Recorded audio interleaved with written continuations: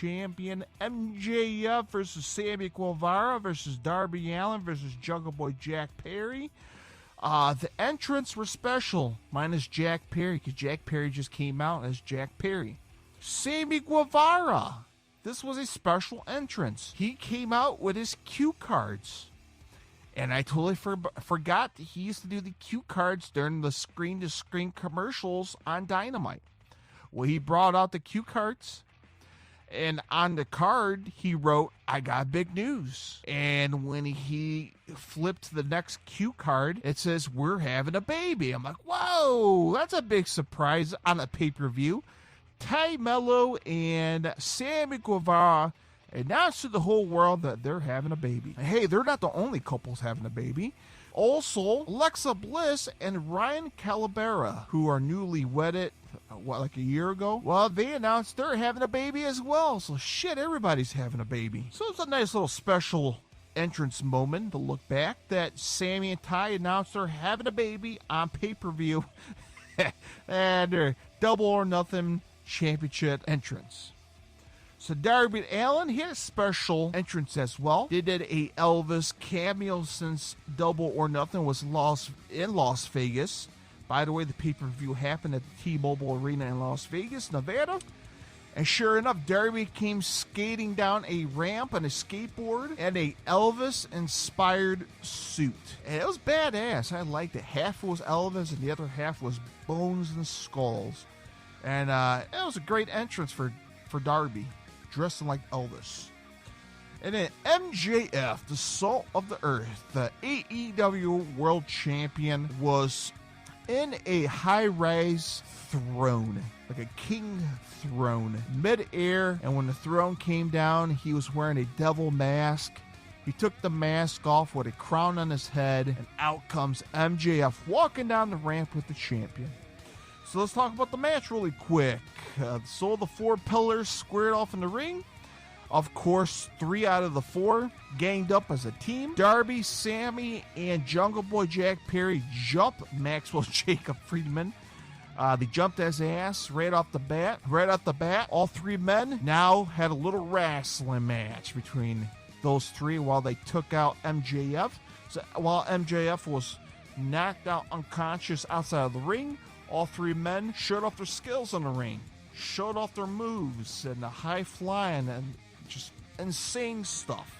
Sure enough, as the match got towards close to the end, typical MJF as a heel managed to sneak a win by giving a headlock takeover that Darby said he wanted to give to MJF, but no. MJF gave the headlock takeover to Darby Allin and retained the AEW World Champion. That was my pick. MJF, another win on my list. All right, the main event, by the way, that was a solid match. A 27 minutes and 50-second match.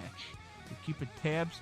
Looking on the list here, that's the longest time limit by 50 seconds, because the main event, the Anarchy in the Arena match, was 27 minutes exact. Shit. I don't know where to go about this match. Anarchy in the Arena match. The Blackpool Combat Club, Bryan Danielson, Jon Moxley, Claudio Castagnoli, Wheeler Yuta versus The Elite, Kenny Omega, Matt Jackson, Nick Jackson, Hangman Adam Page. Oh, man. Let's take a swig of beer really quick. All right. Thoughts about this match. I have no thoughts about it. I love AEW, okay? Let's have a little you and me talk. I love AEW. I will support it. I've been there since day one, since the formation of All Elite Wrestling. This match, shit. I'm sorry. I love both factions, but this match wasn't for me. This was pure chaos. Pure chaos. No rules. As Justin Roberts, the ring announcer of AEW, said in the beginning of the match, shit is about to hit the fan, or hit the ceiling. Anarchy in Arena match. So, of course, the Elite came out, and they're the first faction to come out to the ring. And out comes the Blackpool Combat Club, and they had I don't know what kind of band, a local band, playing Wild Thing, and they kept on playing it for almost fucking 20 minutes throughout the whole match. And as usual, both factions started fighting outside of the ring. And as I said, we have multiple cameras throughout the arena. We had, guys fighting in the parking lot, fighting in the concourse, fighting in the crowd, one fighting outside of the ring. Of course, we had barbed wire along the stage. We had the Young Bucks super kicking the lead singer of this local band, because apparently this local band was a big support to the Blackpool Combat Club, and they shut the band up really quick so they can stop playing Wild Things. What else we had in the match? We had shards of glass in the ring. There was a point in the match where Jon Moxley had some kind of a sharpshooter to, I believe, Nick Jackson, one of the Young Bucks. Jon Moxley had a sharpshooter. Sure enough, the other Young Buck got in the ring and they super kick Jon Moxley in the face to save his brother, and pyro shot out of his foot. Apparently they had a built-in pyro sparks into one of the Young Bucks' shoe, and when he super kicked Jon Moxley, pyro went splatted in his face. Stupid. Absolutely stupid. Why the hell Jon Moxley would put himself through this crap? Oh, man. Yeah, this match got through it. Who's the winner, G? The Blackpool Combat Club defeated the Elite. Of course, we had Takeshita. Remember Takeshita, who was Kenny Omega's best friend? Sure enough, he joined forces with the Blackpool Combat Club, got in the ring, attacked Hangman. It was Adam Page. He attacked Kenny Omega in the ring, and sure enough, the Blackpool Combat Club pinned him. 1, 2, 3 for the win. So I almost had a perfect card here, folks. Almost.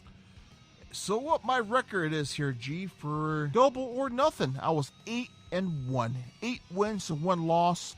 Not too shabby. So between both shows, I am... so we have 4 losses. 8, 9, 10, 11, 12. So 12-4. That's my record between WWE United Champions and Double or Nothing. Not too shabby. Pretty good, right? I'm badass. You're welcome. All right, so Double or Nothing. Let's recap. Let's do a little summary. My thoughts on it. On the whole damn pay-per-view overall. Again, my personal opinion. Okay? Again, as a fan. Again, with my eyes. As a fan, talking to fans. Okay? I'm not a dirt sheet writer. I don't talk shit. I do talk shit, but I don't cause problems, okay? And as a fan, if I gave this a 5-star rating scale about the pay-per-view, I will give it maybe a solid 3-star pay-per-view. Man, it was rough. It felt like an AEW Dynamite on a pay-per-view. I'm being honest here, folks. I'm being honest. And as I mentioned many times, I'm a huge